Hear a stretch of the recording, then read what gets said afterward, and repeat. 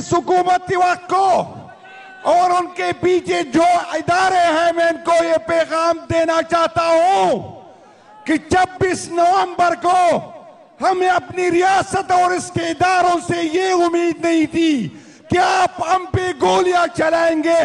इस दफा इंशाअल्लाह हम आपकी गोलियों की तैयारी के साथ आएंगे।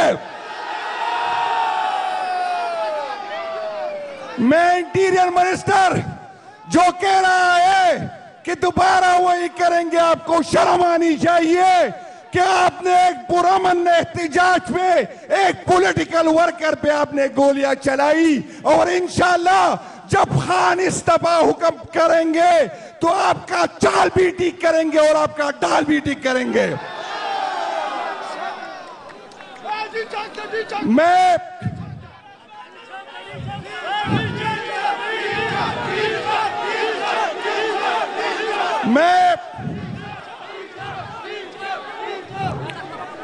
मैं उन लोगों को यह बताना चाहता हूं जिसने पाकिस्तान तारीख इंसाफ का मैंडेट चोरी किया।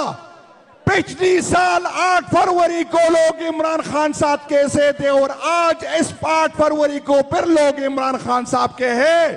आपकी ये गलत फहमी है। आप लोगों को पार्लियामेंट तो दे सकते हैं लेकिन दिलों पे राज नहीं कर सकते। मैं उन इदारों को कहना चाहता हूं कि हम नहीं चाहते कि आपसे टकराव हो। हम इस इदारे को अपना मानते हैं क्योंकि हम इसी हमारा ईमान है कि मजबूत पाकिस्तान के लिए मजबूत इदारे होने चाहिए और इदारे उस सूरत में मजबूत होते हैं जब उसके पीछे अवाम हो। आपके और अवाम के दरमियान बहुत बड़े फासले हैं और ये मुल्क के लिए भी खतरनाक है और आपके इदारे के लिए खतरनाक है। मैं इनको ये बताना चाहता हूं कि ना आप पाकिस्तान के चच्चा मामा बने।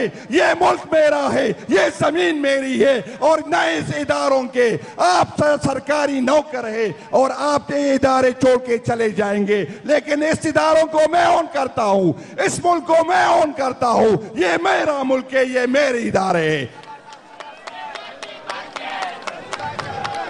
मैं इंशाअल्लाह ताला बहुत जल्दी खान साहब एक दफा फिर काल देंगे और आपने तैयार रहना है। अच्छा, मैं इस जलसे से पूछना चाहता हूं, इस जलसे में कौन है जो गोली खाने को तैयार है?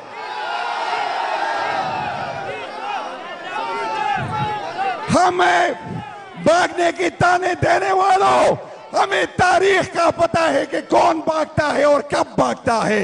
ये ताने हमें न दे, किसी गलतफहमी में न रहे। आप तो हमारी खवातीन यास्मीन राशिद, सनम जावेद, आलिया हमजा, राजा मेरी बहन जो वो तैयबा राजा, आप तो उसको तोड़ न सके तो हमारे वर्कर को किस तरह तोड़ोगे? ये आपकी गलतफहमी है। मैं ओवरसीज पाकिस्तानियों आपका शुक्रिया अदा करना चाहता हूं। आपने हमें सपोर्ट किया, आपकी वजह से हमारा आवाज दुनिया तक पहुंच गई। मैं आपको इमरान खान के तौर से आपसे मुखातिब हूं।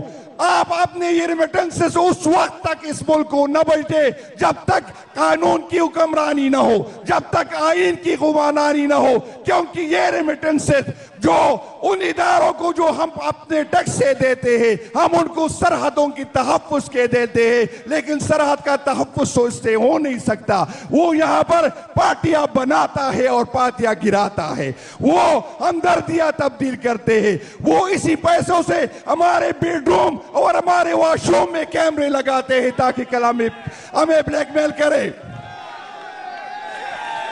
मैं आपको बताना चाहता हूं कि ये हुकूमत, ये गन जो आपने अपने कंधों पे रखी है, ये इदारे के लिए भी खतरनाक है और इस मुल्क के लिए भी खतरनाक है। मेरे पीछे मेरी क़यादत बात करेगी, लेकिन आपसे ये वादा लेना है कि जब खान साहब दोबारा हुक्म देंगे, इंशाअल्लाह ताला आपने पहले से ज्यादा तादाद में इसमें शिरकत करनी है। बड़े मेहरबान, शुक्रिया।